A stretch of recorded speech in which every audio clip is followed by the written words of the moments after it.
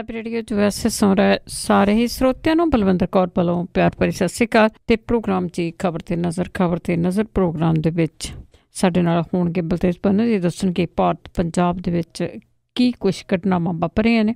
ਖਬਰਾਂ ਕਰਨ ਤੋਂ ਪਹਿਲਾਂ ਧੰਨਵਾਦ ਕਰਨਾ ਚਾਹੁੰਦੇ ਸਾਡੇ ਸਪੋਂਸਰ ਜਿਨ੍ਹਾਂ ਨੇ ਇਸ ਪ੍ਰੋਗਰਾਮ ਨੂੰ ਸਪੋਂਸਰ ਕੀਤਾ। ਸਭ ਤੱਕ ਪਹੁੰਚਾਇਆ ਸੀ ਜੱਸੀ ਗਿੱਲ, ਤਲਵਿੰਦਰ ਸਿੰਘ ਤੇ ਪ੍ਰੀਤਮ ਸਿੰਘ ਗਿੱਲ ਬੇਕਰਸਫੀਲਡ ਤੋਂ, Tulare truck and trailer repair ਵਾਲੇ ਟਲੈਰੀ ਤੋਂ, ਜਿਨ੍ਹਾਂ ਦਾ address 3550 SK street Tulare, phone number 5596851260। ਇਹਨਾਂ ਤੋਂ ਤੁਸੀਂ ਟਰੱਕ ਤੇ ਟ੍ਰੇਲਰ ਦੀ ਰਿਪੇਅਰ ਵੀ ਕਰਾ ਸਕਦੇ ਹੋ ਤੇ ਟਰੱਕ ਵਾਸ਼ ਵੀ ਕਰਵਾ ਸਕਦੇ ਹੋ ਜੀ।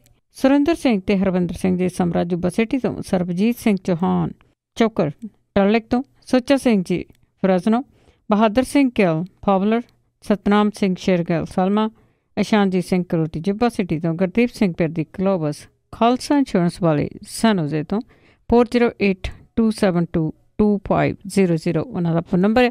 ਸਾਡੇ ਨਾਲ ਜੁੜ ਚੁੱਕੇ ਨੇ ਬਲਤੇਜ ਪੰਨੂ ਜੀ, ਸਤਿ ਸ਼੍ਰੀ ਅਕਾਲ, ਸਵਾਗਤ ਹੈ ਜੀ। ਜੀ ਧੰਨਵਾਦ ਜੀ, ਬਹੁਤ ਮਿਹਰਬਾਨੀ। ਹਾਂਜੀ, ਆਪਾਂ ਪਟਨਾ ਸਾਹਿਬ ਤੋਂ ਸ਼ੁਰੂ ਕਰਦੇ ਹਾਂ ਗੱਲਬਾਤ। ਪਟਨਾ ਸਾਹਿਬ ਦੇ ਇਕੱਠ ਦੇ ਵਿੱਚ ਨਾ ਤੇ ਪ੍ਰਧਾਨ ਮੰਤਰੀ ਪਹੁੰਚੇ ਤੇ ਨਾ ਹੀ ਰਾਸ਼ਟਰਪਤੀ ਪਹੁੰਚੇ, ਪਰ ਕਹਿੰਦੇ ਨਾਮ ਇਹਨਾਂ ਦੇ ਜ਼ਰੂਰ ਸੀਗੇ ਵਿੱਚ। ਬਿਲਕੁਲ ਜੀ, ਇਹ ਐਕਚੁਅਲੀ ਜਿਵੇਂ ਪਤਾ ਸੀਗਾ ਕਿ ਇਹ ਭੰਬਲ ਭੂਸਾ ਜਿਹੜਾ ਜੀ ਉਹ ਕੀ ਹੋਣਾ 2 ਦਿਨਾਂ ਦਾ ਭੇੜ ਦਾ ਉਹ ਹੋਇਆ ਰਿਹਾ ਜੀ। ਜੇ ਆਪਾਂ ਉਹ ਖਬਰਾਂ ਦੇ ਰੂਪ ਦੇ ਵਿੱਚ ਵੀ ਲੈ ਲਈਏ, ਉਂਝ ਵੀ ਜਿਹੜਾ ਜੀ ਉਹ ਲੈ ਲਈਏ, ਨਾ ਪਤਾ ਲੋਕਾਂ ਨੂੰ ਇਹ ਲੱਗ ਰਿਹਾ ਕਿ ਇਹ ਸ਼ਹੀਦੀ ਜੋੜ ਮੇਲ ਜਿਹੜਾ ਚੱਲ ਰਿਹਾ ਸਭਾ ਜਿਹਨੂੰ ਕਹਿੰਦੇ ਆ, ਉਸ ਪਾਸੇ ਵੱਲ ਨੂੰ ਵੀ ਲੋਕ ਜਾ ਰਹੇ ਆ। ਦੂਜਾ ਜੇ ਆਪਾਂ ਸੋਸ਼ਲ ਮੀਡੀਆ ਦੀ ਗੱਲ ਕਰੀਏ ਤੇ ਇੱਕ ਸੁਨੇਹਾ ਛੋਟੇ ਸਾਹਿਬਜ਼ਾਦਿਆਂ ਦੀ ਸ਼ਹੀਦੀ ਦਾ ਤੇ ਦੂਜਾ ਸੁਨੇਹਾ ਗੁਰੂ ਗੋਬਿੰਦ ਸਿੰਘ ਦੇ ਗੁਰਪੁਰਬ ਦੀ ਮੁਬਾਰਕਾਂ ਦਾ। ਇਹ ਸਾਰਾ ਕੁਛ ਜਿਹੜਾ ਨਾ ਜੀ ਉਹ ਅਜੀਬੋ ਗਰੀਬ ਜਿਹਾ ਬਣਨਾ ਸੀਗਾ ਜੀ, ਐਕਚੁਅਲੀ ਬਣਨਾ ਸੀਗਾ। ਇਹ ਪਤਾ ਸੀਗਾ ਕਿ ਇਸੇ ਤਰੀਕੇ ਦੇ ਨਾਲ ਹੋਣਾ।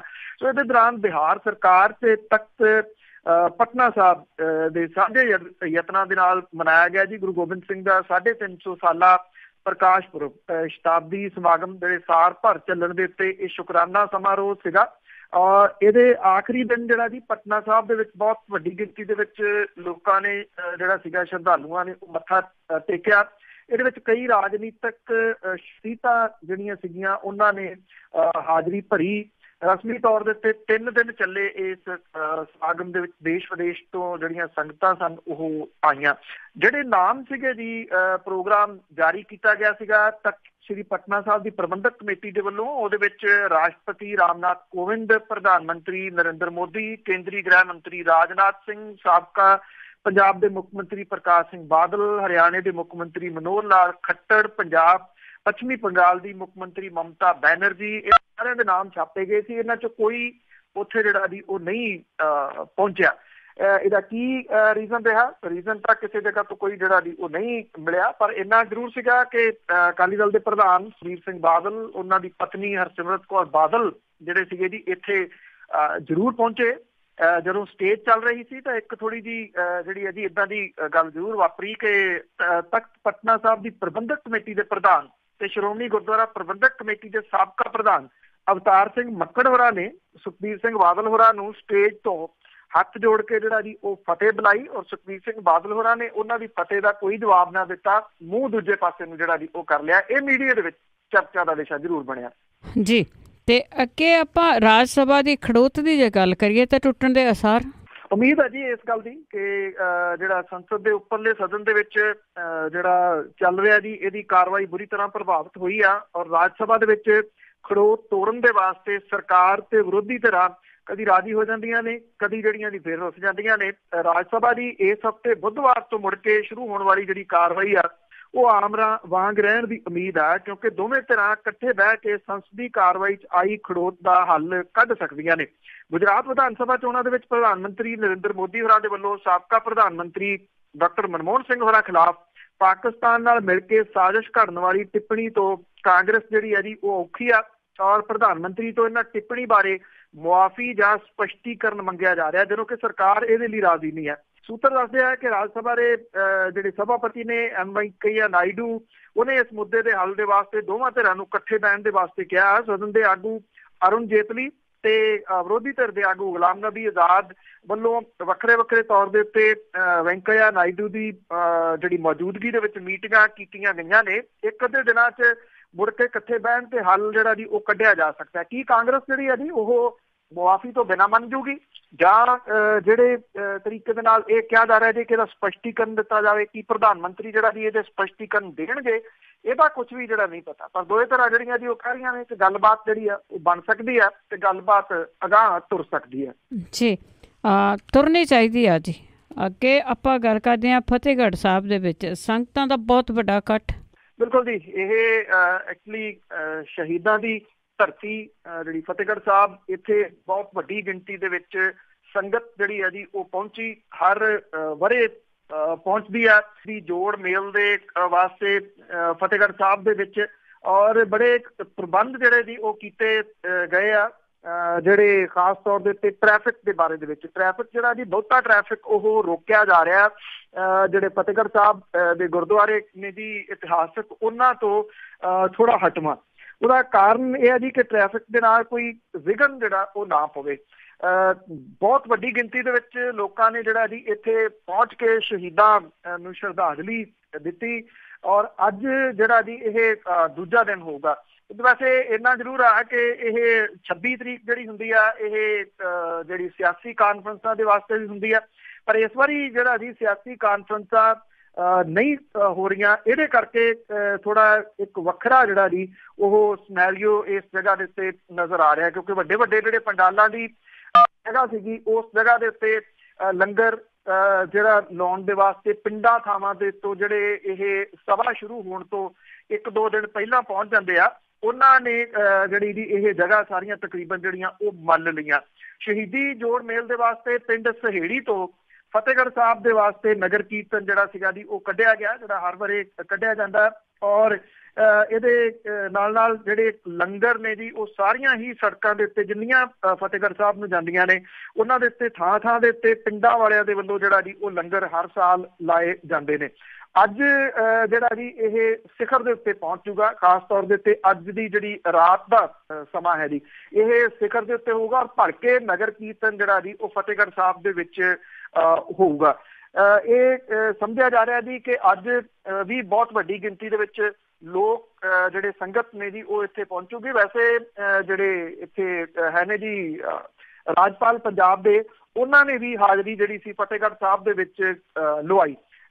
ਜਿਹੜੇ ਇੱਥੇ ਫਤਿਹਗੜ੍ਹ ਸਾਹਿਬ ਦੇ ਵਿੱਚ ਜਿਹੜੇ ਲੋਕ ਨੇ, ਇਹਨਾਂ 3 ਦਿਨਾਂ ਦੇ ਦੌਰਾਨ ਇੱਕ ਪ੍ਰਥਾ ਜਿਹੜੀ ਉਹ ਚੱਲ ਰਹੀ ਆ ਕਿ ਉਹ ਹੇਠਾਂ ਸੌਂਦੇ ਨੇ, ਮੰਜਿਆਂ ਦੇ ਉੱਤੇ ਨਹੀਂ ਸੌਂਦੇ। ਇਹ ਉਹਨਾਂ ਦਾ ਸ਼ਰਧਾਂਜਲੀ ਜਿਹੜਾ ਜੀ ਉਹ ਭੇਟ ਕਰਨ ਦਾ ਇੱਕ ਬੀਤੇ ਬੜੇ ਸਾਲਾਂ ਤੋਂ ਜਿਹੜਾ ਜੀ ਉਹ ਚੱਲਦਾ ਆ ਰਿਹਾ ਟ੍ਰੈਡੀਸ਼ਨ ਹੈ।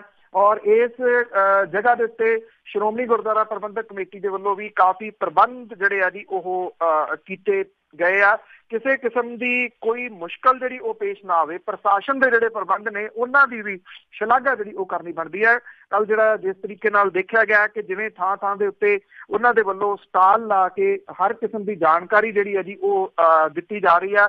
ਇੰਨਾ ਜ਼ਰੂਰ ਹੈ ਕਿ ਜਿਹੜੇ ਪੁਲਿਸ ਆਫੀਸਰ ਨੇ ਜਾਂ ਜਿਹੜੇ ਪ੍ਰਸ਼ਾਸਨ ਦੇ ਅਧਿਕਾਰੀ ਨੇ, ਉਹਨਾਂ ਦੇ ਨਾਲ ਜਦੋਂ ਜਿਹੜੀ ਗੱਲ ਕੀਤੀ ਜੀ ਉਹ ਇਸ ਗੱਲ ਨੂੰ ਲੈ ਕੇ ਬੜੇ ਤਸੱਲੀ ਦੇ ਵਿੱਚ ਨੇ ਕਿ ਅੱਗੇ ਉਹਨਾਂ ਦੇ ਵੱਲੋਂ ਜਿਹੜੀ ਸੰਗਤ ਪਹੁੰਚਣ ਵਾਲੀ ਆ ਉਹਦੇ ਵੱਲ ਬਹੁਤਾ ਧਿਆਨ ਇਸ ਕਰਕੇ ਨਹੀਂ ਸੀ ਦਿੱਤਾ ਜਾਂਦਾ ਕਿ ਸਿਆਸੀ ਕਾਨਫਰੰਸਾਂ ਦੇ ਮੱਦੇਨਜ਼ਰ ਜਿਹੜੀ ਬਹੁਤੀ ਸਿਕਿਉਰਿਟੀ ਵਗੈਰਾ ਉਸ ਪਾਸੇ ਦੇਣੀ ਪੈਂਦੀ ਸੀ। ਇਸ ਗੱਲੋਂ ਪੁਲਿਸ ਵਾਲੇ ਜਿਹੜੇ ਆ ਜੀ ਉਹ ਬੜੇ ਸੁਰਖਰੂ ਇਸ ਵਾਰੀ ਨਜ਼ਰ ਆ ਰਹੇ ਆ, ਔਰ ਪ੍ਰਬੰਧ ਦੇ ਵਿੱਚ ਵੀ ਉਹਨਾਂ ਦੀ ਜਿਹੜਾ ਉਤਸ਼ਾਹ ਆ ਉਹ ਇਸ ਪੱਖੋਂ ਵੇਖਣ ਵਾਲਾ ਹੈ ਕਿ ਅੱਗੇ ਨਹੀਂ ਤਾਂ ਉਹ ਖਿਜੇ ਹੋਏ ਲੋਕਾਂ ਨੂੰ ਜਿਹੜਾ ਜੀ ਉਹ ਦਬਕੇ ਵਗੈਰਾ ਮਾਰ ਰਹੇ ਸੀ। ਇਹ ਚੀਜ਼ ਇਸ ਵਾਰੀ ਘੱਟ ਵੇਖਣ ਨੂੰ ਮਿਲ ਰਹੀ ਹੈ। ਸ਼ਾਇਦ ਉਹਦਾ ਪ੍ਰਮੁੱਖ ਕਾਰਨ ਇਹੀ ਆ ਕਿ ਜਿਹੜੇ ਸਿਆਸੀ ਲੋਕ ਨੇ ਜੀ ਉਹ ਬਹੁਤੇ ਨਹੀਂ ਆਏ।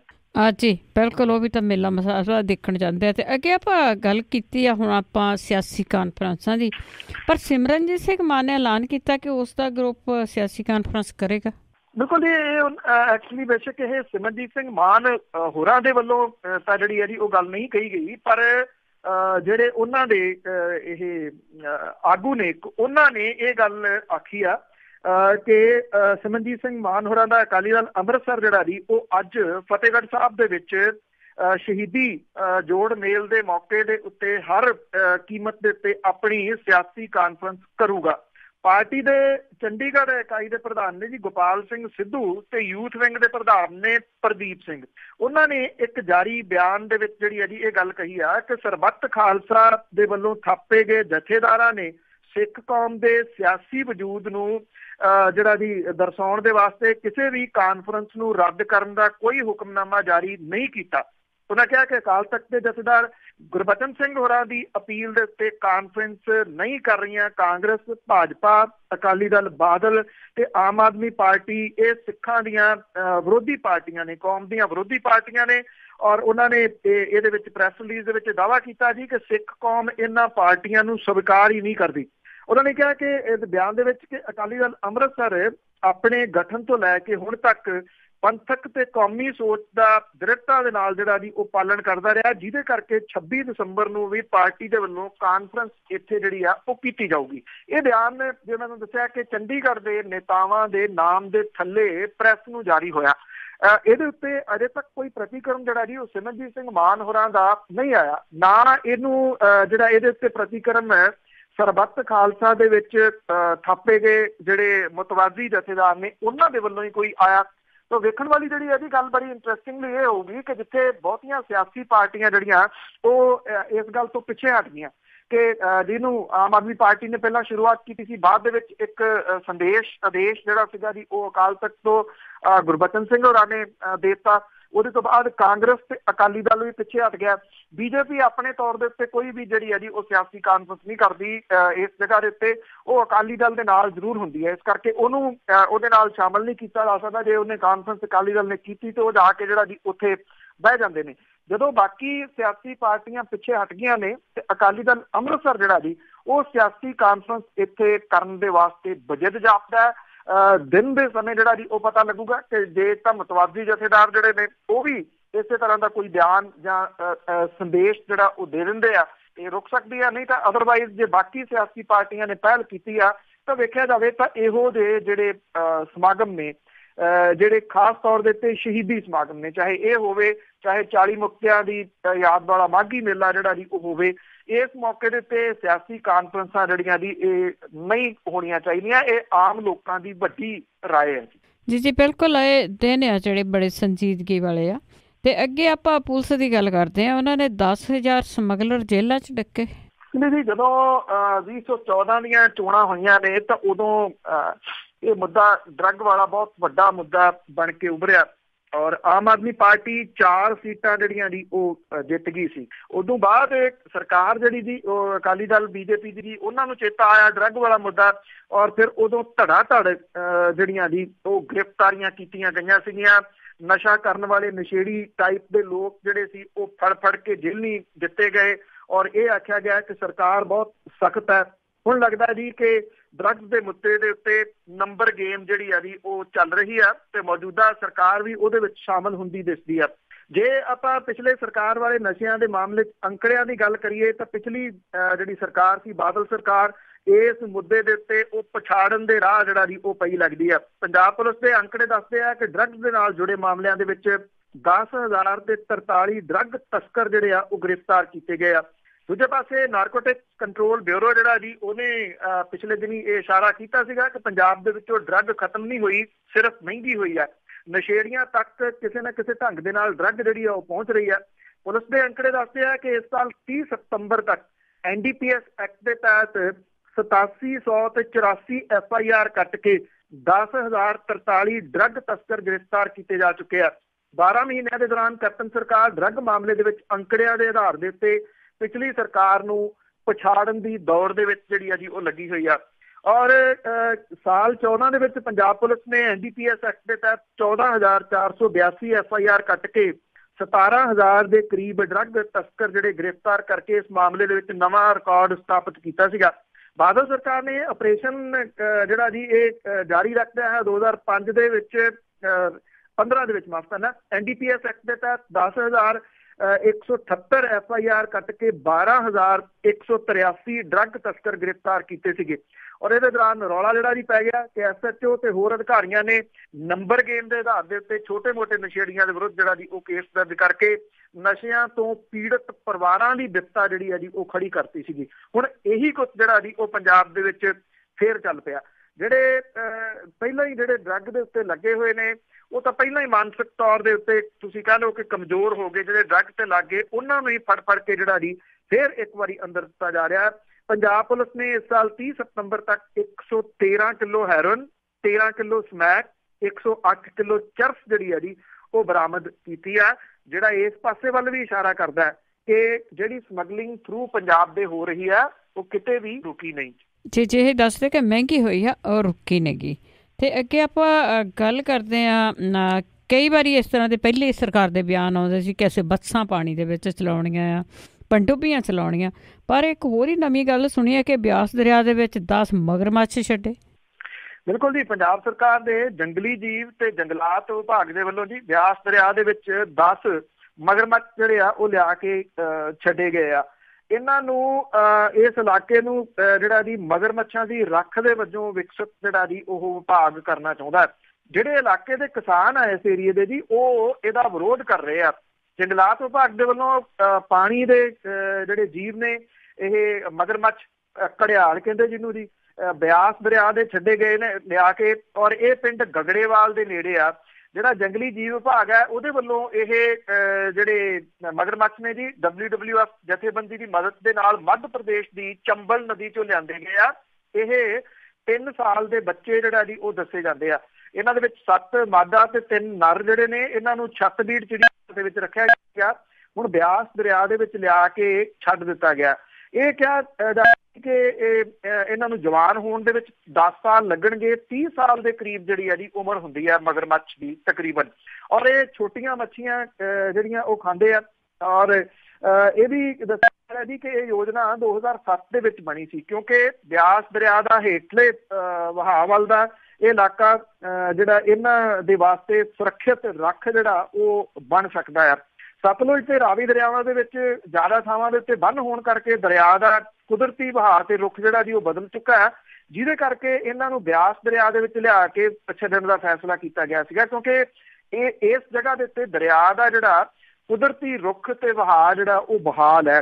ਔਰ ਮਾਰਚ ਮਹੀਨੇ ਤੱਕ ਇਹ ਵੀ ਕਿ 15 ਹੋਰ ਮਗਰਮੱਛ ਜਿਹੜੇ ਆ ਉਹ ਲਿਆ ਕੇ ਛੱਡੇ ਜਾਣਗੇ, ਔਰ 19 ਤੱਕ 50 ਮਗਰਮੱਛ ਜਿਹੜੇ ਆ ਉਹ ਛੱਡਣ ਦੀ ਯੋਜਨਾ ਹੈ। ਇਹਦੇ ਵਿੱਚ 100 ਕਿਲੋਮੀਟਰ ਦੇ ਦਰਿਆਈ ਖੇਤਰ ਦੇ ਵਿੱਚ ਇਹਨਾਂ ਜਿਹੜੇ ਪਾਣੀ ਦੇ ਜੀਵ ਨੇ ਇਹਨਾਂ ਦੇ ਵਾਸਤੇ ਸਾਂਭ ਸੰਭਾਲ ਲਈ ਇਹ ਰੱਖ ਜਿਹੜੀ ਆ ਉਹ ਬਣ ਸਕਦੀ ਆ। ਜਿਹੜੇ ਅਧਿਕਾਰੀ ਨੇ ਉਹ ਕਹਿੰਦੇ ਕਿ ਘੜਿਆਲਾਂ ਦੀ ਗਿਣਤੀ ਜਿਹੜੀ ਆ ਜੀ ਉਹ ਘੱਟਦੀ ਜਾ ਰਹੀ ਹੈ, ਔਰ ਤਕਰੀਬਨ 200 ਜਿਹੜੇ ਮਗਰਮੱਛ ਨੇ ਉਹ ਆਬਾਦੀ ਨੂੰ ਵਧਾਉਣ ਲਈ ਸੁਰੱਖਿਅਤ ਨੇ, ਔਰ ਇਹਦੇ ਨਾਲ ਇੱਥੇ ਆਬਾਦੀ ਜਿਹੜੀ ਹੈ ਜੀ ਇਹਨਾਂ ਦੀ ਵੱਧ ਸਕਦੀ ਹੈ। ਜਦੋਂ ਦੂਜਾ ਪੱਖ ਤੇ ਦੇਖੀਏ ਤਾਂ ਜਿਹੜੇ ਨੇੜੇ ਤੇੜੇ ਦੇ ਇਲਾਕੇ ਦੇ ਕਿਸਾਨ ਨੇ ਉਹ ਇਹ ਕਹਿੰਦੇ ਆ ਕਿ ਇਹ ਜਿਹੜੇ ਜਾਨਵਰ ਨੇ ਇਹਨਾਂ ਦੇ ਇੱਥੇ ਛੱਡਣ ਦੇ ਨਾਲ ਲੋਕਾਂ ਨੂੰ ਖਤਰਾ ਜਿਹੜਾ ਵੀ ਉਹ ਪੈਦਾ ਹੋ ਜਾਊਗਾ।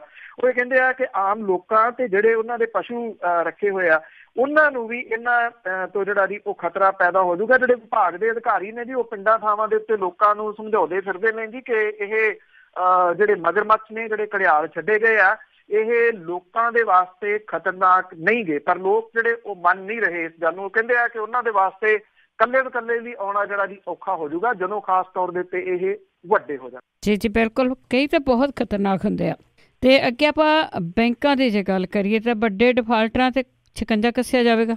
ਐਕਚੁਅਲੀ ਜੀ ਜਿਹੜੇ ਪੰਜਾਬ ਦੇ ਇਹ ਸਹਿਕਾਰੀ ਬੈਂਕ ਨੇ ਜੀ ਉਹ ਥੋੜਾ ਹੌਸਲੇ ਦੇ ਵਿੱਚ ਨੇ। ਹੌਸਲਾ ਇਸ ਕਰਕੇ ਉਹਨਾਂ ਨੂੰ ਹੈ ਕਿ ਜਿਹੜੇ ਉਹਨਾਂ ਨੇ ਧਰਨਿਆਂ ਦੀ ਮੁਹਿੰਮ ਵਿੱਢੀ ਸੀਗੀ ਉਹਦੇ ਤੋਂ ਜਿਹੜੇ ਡਿਫਾਲਟਰ ਨੇ ਜੀ ਉਹਨਾਂ ਨੇ ਪੈਸੇ ਵਗੈਰਾ ਜਮ੍ਹਾਂ ਕਰਾਏ ਆ। ਖੇਤੀ ਵਿਕਾਸ ਬੈਂਕਾਂ ਨੂੰ 300 ਤੇ 7 ਕਰੋੜ ਰੁਪਏ ਦੀ ਵਸੂਲੀ ਹੋ ਚੁੱਕੀ ਆ, ਔਰ ਇਹਦੇ ਵਿੱਚੋਂ 180 ਕਰੋੜ ਰੁਪਏ ਇਕੱਲੇ ਡਿਫਾਲਟਰਾਂ ਤੋਂ ਮਿਲੇ ਆ, ਜਿਨ੍ਹਾਂ ਨੇ ਡਰਦਿਆਂ ਕਿ ਖਬਰਾਂ ਜਿਹੜੀਆਂ ਉਹ ਨਾ ਆ ਜਾਣ ਜਾਂ ਖਬਰਾਂ ਆ ਗਈਆਂ ਬੇਇੱਜ਼ਤੀ ਦੇ ਮਾਰਿਆਂ ਨੇ ਜਿਹੜਾ ਜੀ ਉਹ ਚੈੱਕ ਦੇ ਦਿੱਤੇ, ਜਮ੍ਹਾਂ ਜਿਹੜੇ ਜੀ ਉਹ ਕਰਾਤੇ। ਹੁਣ ਪੰਜਾਬ ਸਰਕਾਰ ਨੇ ਖੇਤੀ ਕਰਜ਼ਿਆਂ ਵਾਲੇ ਡਿਫਾਲਟਰ ਕਿਸਾਨਾਂ ਨੂੰ ਗ੍ਰਿਫਤਾਰ ਕਰਨ ਦੇ ਜਿਹੜਾ ਝੰਜਟ ਤਾਂ ਉਹ ਮੁਕਾਇਆ, ਪਰ ਗੈਰ ਖੇਤੀ ਕਰਜ਼ਿਆਂ ਵਾਲੇ ਕਿਸਾਨਾਂ ਦੇ ਉੱਤੇ ਤਲਵਾਰ ਜਿਹੜੀ ਆ ਉਹ ਲਟਕ ਰਹੀ ਆ। ਇਹ ਕਿਹਾ ਜਾ ਰਿਹਾ ਜੀ ਕਿ ਵਿਕਾਸ ਬੈਂਕਾਂ ਨੇ ਇਹ ਜਿਹੜੇ ਵੱਡੇ ਡਿਫਾਲਟਰ ਨੇ ਇਹਨਾਂ ਦੇ ਗ੍ਰਿਫਤਾਰੀ ਵਾਰੰਟ ਜਾਰੀ ਕਰਾਉਣ ਦੇ ਵਾਸਤੇ ਸਰਕਾਰ ਤੋਂ ਹਰੀ ਝੰਡੀ ਮੰਗੀ ਹੈ, ਔਰ ਇਹ ਕਿਹਾ ਜਾ ਰਿਹਾ ਜੀ ਕਿ ਜਿਹੜੇ ਮੁੱਖ ਮੰਤਰੀ ਨੇ ਉਹਨਾਂ ਦੇ ਵੱਲੋਂ ਕਿਉਂਕਿ ਜਨਵਰੀ ਦੇ ਪਹਿਲੇ ਹਫ਼ਤੇ ਦੇ ਵਿੱਚ ਮਾਨਸਾ ਡਿਸਟ੍ਰਿਕਟ ਤੋਂ ਕਰਜ਼ਾ ਮੁਆਫੀ ਦੀ ਮੁਹਿੰਮ ਦੀ ਸ਼ੁਰੂਆਤ ਕਰਨੀ ਹੈ, ਔਰ ਉਦੋਂ ਹੀ ਜਿਹੜੇ ਇਹ ਡਿਫਾਲਟਰ ਨੇ ਦੂਸਰੇ, ਇਹਨਾਂ ਦੇ ਖਿਲਾਫ ਸ਼ਿਕੰਜਾ ਜਿਹੜਾ ਜੀ ਉਹ ਹੋਰ ਕੱਸਿਆ ਜਾ ਸਕਦਾ। ਦੋ ਜਿਹੜੇ ਬੈਂਕ ਨੇ ਉਹ ਇਹ ਪੁਸ਼ਟੀ ਕਰਦੇ ਆ ਕਿ ਜ਼ਬਾਨੀ ਹੁਕਮ ਆ ਗਏ ਆ ਕਿ ਉਹ ਵੱਡਿਆਂ ਦੀ ਗ੍ਰਿਫਤਾਰੀ ਵਾਰੰਟ ਲੈਣ ਦੇ ਵਾਸਤੇ ਜਿਹੜੀ ਹੋਮਵਰਕ ਆ ਜੀ ਉਹ ਤਿਆਰ ਕਰ ਲੈਣ। ਗ੍ਰਿਫਤਾਰੀ ਵਾਰੰਟ ਲੈਣ ਦੇ ਵਾਸਤੇ ਕੋਈ ਅੜਿੱਕਾ ਨਾ ਪਿਆ ਤਾਂ ਕਈ ਸਾਬਕਾ ਮੰਤਰੀ ਤੇ ਸਾਬਕਾ ਵਿਧਾਇਕਾਂ ਨੂੰ ਜੇਲ੍ਹ ਦੀ ਹਵਾ ਜਿਹੜੀ ਆ ਜੀ ਉਹ ਖਾਣੀ ਪੈ ਸਕਦੀ ਆ। ਪੰਜਾਬ ਦੇ ਵਿੱਚ ਵੱਡੇ ਡਿਫਾਲਟਰਾਂ ਦੇ ਵਿੱਚ 233 ਕਰੋੜ ਰੁਪਏ ਜਿਹੜੇ ਆ ਉਹ ਫਸੇ ਹੋਏ ਆ। ਔਰ ਖੇਤੀ ਵਿਕਾਸ ਬੈਂਕ ਨੇ ਗੁਰੂ ਹਰਸਹਾਏ ਦੇ 2 ਕਿਸਾਨ ਵੀ ਜੇਲ੍ਹ ਭੇਜੇ ਆ ਜੀ, ਜਿਨ੍ਹਾਂ ਦਾ ਕਿਸਾਨ ਧਿਰਾਂ ਜਿਹੜੀਆਂ ਜੀ ਉਹ ਨੋਟਿਸ ਲੈ ਰਹੀਆਂ ਨੇ। ਔਰ ਇਹਨਾਂ ਤੋਂ ਬਾਅਦ ਜਿਹੜਾ ਜੀ ਜਿਹੜੇ ਬੈਂਕ ਨੇ ਉਹ ਥੋੜਾ ਪਿੱਛੇ ਹਟੇ ਨੇ ਕਿਸਾਨਾਂ ਦੀ ਗ੍ਰਿਫਤਾਰੀ ਕਰਨ ਤੋਂ, ਔਰ ਉਹਨਾਂ ਨੇ ਹੁਣ ਫੇਰ ਜਿਹੜੇ ਆ ਜੀ ਮੂੰਹ ਵੱਡੇ ਡਿਫਾਲਟਰਾਂ ਵੱਲ ਨੂੰ ਕੀਤੇ ਨੇ। 99 ਖੇਤੀ ਵਿਕਾਸ ਬੈਂਕ ਨੇ ਪੰਜਾਬ ਦੇ ਵਿੱਚ, ਜਿਨ੍ਹਾਂ ਨੇ ਐਤਕੀ 1800 ਕਰੋੜ ਰੁਪਏ ਦੀ ਵਸੂਲੀ ਕਰਨੀ ਹੈ। ਕਰਜ਼ਾ ਵਸੂਲੀ ਮੁਹਿੰਮ 31 ਜਨਵਰੀ 18 ਤੱਕ ਜਿਹੜੀ ਆ ਜੀ ਉਹ ਚੱਲਣੀ ਆ। ਵੇਖਣਾ ਹੁਣ ਇਹ ਹੋਊਗਾ ਜੀ ਕਿ ਇਹ ਕਿੰਨੇ ਕੁ ਜਿਹੜੇ ਵੱਡੇ ਘੜਿਆਲ ਨੇ ਉਹ ਆਉਂਦੇ ਨੇ ਬੈਂਕਾਂ ਦੀ ਜਦ ਦੇ ਵਿੱਚ। ਜੀ ਜੀ, ਕਈ ਤਾਂ ਜੀ ਸੱਚੀ ਜਿਹਨਾਂ ਤੋਂ ਨਹੀਂ ਦੇ ਹੁੰਦਾ, ਪਰ ਬਹੁਤ ਸਾਰੇ ਜਿਹੜੇ ਉਹ ਅਮੀਰ ਹੀ ਹੋ ਜਾਂਦੇ ਇਸ ਆਰਟ ਦੇ ਵਿੱਚ। ਅਤੇ ਅੱਗੇ ਆਪਾਂ ਮਹਾਰਾਸ਼ਟਰ ਦੀ ਗੱਲ ਕਰਦੇ ਹਾਂ, ਉੱਥੇ ਸਿਲੇਬਸ ਦੇ ਵਿੱਚ ਇੱਕ ਕਿਤਾਬ ਲੱਗੀ ਆ ਅਤੇ ਉਹਦੇ ਵਿੱਚ ਕਹਿੰਦੇ ਜਰਨੈਲ ਸਿੰਘ ਭਿੰਡਰਾਂਵਾਲਿਆਂ ਨੂੰ ਅੱਤਵਾਦੀ ਲਿਖਿਆ ਗਿਆ ਅਤੇ ਮਾਮਲਾ ਕੋਰਟ ਵਿੱਚ। ਐਕਚੁਅਲੀ ਜੀ ਇਹ ਜਿਹੜੀ ਕਿਤਾਬ ਇੱਥੇ ਕਲਾਸ 9 ਦੇ ਵਿੱਚ ਲੱਗੀ ਆ ਮਹਾਰਾਸ਼ਟਰ ਦੇ ਸਕੂਲੀ ਸਿਲੇਬਸ ਦੇ ਵਿੱਚ। ਇਹਦੇ ਵਿੱਚ ਜਿਹੜਾ ਆਪਰੇਸ਼ਨ ਬਲੂ ਸਟਾਰ ਹੈ ਉਹਦਾ ਜ਼ਿਕਰ ਜਿਹੜਾ ਜੀ ਉਹ ਦੱਸਿਆ ਜਾ ਰਿਹਾ। ਔਰ ਇਹਦੇ ਵਿੱਚ ਜਿਹੜੇ ਇੱਥੇ ਸਾਕਾ ਨੀਲਾ ਤਾਰਾ ਦੇ ਅੰਦਰ ਜਿਹੜਾ ਜੀ ਫੌਜ ਦੇ ਨਾਲ ਮੁਕਾਬਲੇ ਦੇ ਵਿੱਚ ਜਿਹੜਾ ਜੀ ਮਾਰੇ ਗਏ ਸੰਤ ਜਰਨੈਲ ਸਿੰਘ ਭਿੰਡਰਾਂਵਾਲੇ ਜਿਹੜਾ ਜੀ ਉਹਨਾਂ ਨੂੰ ਅੱਤਵਾਦੀ ਇਹਦੇ ਵਿੱਚ ਦੱਸਿਆ ਗਿਆ। ਇਹ ਮਾਮਲਾ ਹੁਣ ਜਿਹੜਾ ਜੀ ਮੁੰਬਈ ਹਾਈ ਕੋਰਟ ਦੇ ਵਿੱਚ ਜਾ ਪਹੁੰਚਿਆ। ਅਸਲ ਦੇ ਵਿੱਚ ਇੱਕ ਪਟੀਸ਼ਨ ਜਿਹੜੀ ਆ ਜੀ ਇਹਦੇ ਸੰਬੰਧੀ ਦਰਜ ਕਰਵਾਈ ਗਈ ਆ ਅੰਮ੍ਰਿਤਪਾਲ ਸਿੰਘ ਦੇ ਵੱਲੋਂ। ਇਹ ਇੱਥੇ ਮਹਾਰਾਸ਼ਟਰ ਦਾ ਹੀ ਜਿਹੜਾ ਰਹਿਣ ਵਾਲਾ, ਔਰ ਉਹਨੇ ਇਹ ਗੱਲ ਕਹੀ ਆ ਕਿ ਇਸ ਸਿਲੇਬਸ ਦੇ ਵਿੱਚ ਜਰਨੈਲ ਸਿੰਘ ਭਿੰਡਰਾਂਵਾਲਿਆਂ ਨੂੰ ਅੱਤਵਾਦੀ ਕਹਿਣਾ ਗਲਤ ਹੈ, ਜਦੋਂ ਕਿ ਇਹ ਜਿਹੜੀ ਕਿਤਾਬ ਲਿਖਣ ਵਾਲੇ ਨੇ ਜੀ ਇਹ ਜਿਹੜੀ ਇਹ ਪੋਲੀਟੀਕਲ ਸਾਇੰਸ ਦੀ ਜਿਹੜੀ ਬੁੱਕ ਹੈ ਇਹ ਗਣੇਸ਼ ਰੌਤ ਹੋਰਾਂ ਨੇ ਲਿਖੀ ਆ, ਜਿਹੜੇ ਕਿ ਹਿਸਟਰੀ ਡਿਪਾਰਟਮੈਂਟ ਆਫ ਜਿਹੜਾ HV ਦੇਸਾਈ ਕਾਲਜ ਪੁਣੇ ਉਹਦੇ ਹੈਡ ਨੇ।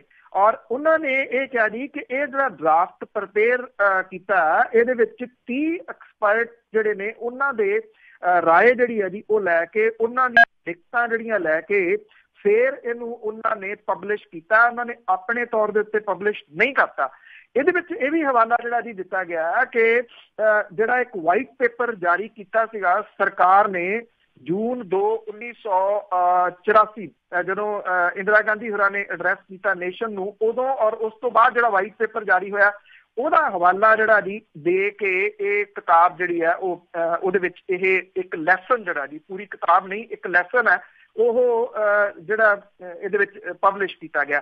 ਇਸ ਕਰਕੇ ਉਹ ਕਹਿੰਦੇ ਕਿ ਇੰਨੇ ਹਵਾਲਿਆਂ ਦੇ ਨਾਲ ਅਸੀਂ ਇਹ ਕਿਤਾਬ ਲਿਖੀ ਆ। ਹੁਣ ਇਹ ਮਾਮਲਾ ਚਲੇ ਗਿਆ ਜੀ ਬੰਬੇ ਹਾਈ ਕੋਰਟ ਦੇ ਵਿੱਚ। ਬੰਬੇ ਹਾਈ ਕੋਰਟ ਜਿਹੜੀ ਹੈ ਜੀ ਇਹਦੇ ਉੱਤੇ ਆਪਣੀ ਸੁਣਵਾਈ ਜਿਹੜੀ ਹੈ ਜੀ ਉਹ ਕਰੂਗੀ। ਉਹਨੇ ਦੋਨਾਂ ਧਿਰਾਂ ਨੂੰ ਜਿਹੜਾ ਜੀ ਪੁੱਛਿਆ, ਸਰਕਾਰ ਨੂੰ ਵੀ ਔਰ ਜਿਹੜੇ ਇਹ ਕਿਤਾਬ ਲਿਖਣ ਵਾਲੇ ਆ, ਕਿ ਇਹਦਾ ਆ ਕੇ ਹਵਾਲਾ ਜਿਹੜਾ ਉਹ ਦਿਓ। ਪਰ ਜਿਸ ਤਰੀਕੇ ਦੇ ਨਾਲ ਮਿਸਟਰ ਰੌਥ ਜਿਹੜੇ ਆ ਜੀ ਉਹ ਇਹ ਕਹਿ ਰਹੇ ਆ ਕਿ ਉਹਨਾਂ ਨੇ ਉਦੋਂ ਦੇ ਪ੍ਰਧਾਨ ਮੰਤਰੀ ਇੰਦਰਾ ਗਾਂਧੀ ਹੋਰਾਂ ਦਾ ਭਾਸ਼ਣ ਸਰਕਾਰ ਦੇ ਵੱਲੋਂ ਜਾਰੀ ਕੀਤਾ ਗਿਆ ਵਾਈਟ ਪੇਪਰ ਤੇ ਜਿਹੜੇ 30 ਐਕਸਪਰਟ ਨੇ ਉਹਨਾਂ ਦੀ ਰਾਏ ਜਿਹੜੀ ਹੈ ਜੀ ਉਹ ਨਾਲ ਲਿਖੀ ਆ। ਦੇਖਣਾ ਇਹੀ ਹੋਊਗਾ ਜੀ ਕਿ ਜਿਹੜੀ ਅਦਾਲਤ ਹੈ, ਖਾਸ ਤੌਰ ਦੇ ਉੱਤੇ ਮਹਾਰਾਸ਼ਟਰ ਦੀ ਜਿਹੜੀ ਹਾਈ ਕੋਰਟ ਹੈ ਮੁੰਬਈ ਹਾਈ ਕੋਰਟ, ਉਹ ਇਹਨਾਂ ਥਿਊਰੀ ਨੂੰ ਮੰਨਦੀ ਆ ਜਾਂ ਨਹੀਂ। ਪਰ ਇੰਨਾ ਜ਼ਰੂਰ ਹੈ ਜੀ ਇਹਦੇ ਨਾਲ ਇੱਕ ਵਿਵਾਦ ਜਿਹੜਾ ਉਹ ਪੈਦਾ ਜ਼ਰੂਰ ਹੋ ਸਕਦਾ। ਔਰ ਇਹ ਵੀ ਦੱਸੀਏ ਕਿ ਮਹਾਰਾਸ਼ਟਰ ਦੇ ਵਿੱਚ ਭਾਰਤੀ ਜਨਤਾ ਪਾਰਟੀ ਦੀ ਸਰਕਾਰ ਹੈ। ਜੀ ਜੀ, ਇਹਨਾਂ ਨੇ ਜੀ ਕੀ ਕਰਨਾ ਆ, ਪਹਿਲਾਂ ਗੁਰੂ ਗੋਬਿੰਦ ਸਿੰਘ ਹੋਰਾਂ ਨੂੰ ਤੇ ਸ਼ਹੀਦ ਭਗਤ ਸਿੰਘ ਹੋਰਾਂ ਨੂੰ ਵੀ ਬਹੁਤ ਕੁਛ ਲਿਖਿਆ ਹੋਇਆ ਆ। ਦੇਖੋ ਪਰ ਇਸ ਮਾਮਲੇ 'ਚ ਕੀ ਹੁੰਦਾ। ਬਹੁਤ ਬਹੁਤ ਤੁਹਾਡਾ ਧੰਨਵਾਦ। ਮਿਹਰਬਾਨੀ ਜੀ, ਧੰਨਵਾਦ। ਸਤਿ ਸ਼੍ਰੀ ਅਕਾਲ ਜੀ। ਤੇ ਸਰੋਤੇ ਨਜ਼ਰ ਬਲਤੇਜ ਪੰਨੂ ਜੋ ਸਾਡੇ ਨਾਲ ਜੁੜਦੇ ਨੇ, ਕਰਦੇ ਨੇ ਖਬਰਾਂ। ਅਗਲੇ ਬੁਲਟਨ ਤੱਕ ਮੇਰੇ ਵੱਲੋਂ ਵੀ ਪਿਆਰ ਭਰੀ ਸਤਿ ਸ਼੍ਰੀ ਅਕਾਲ।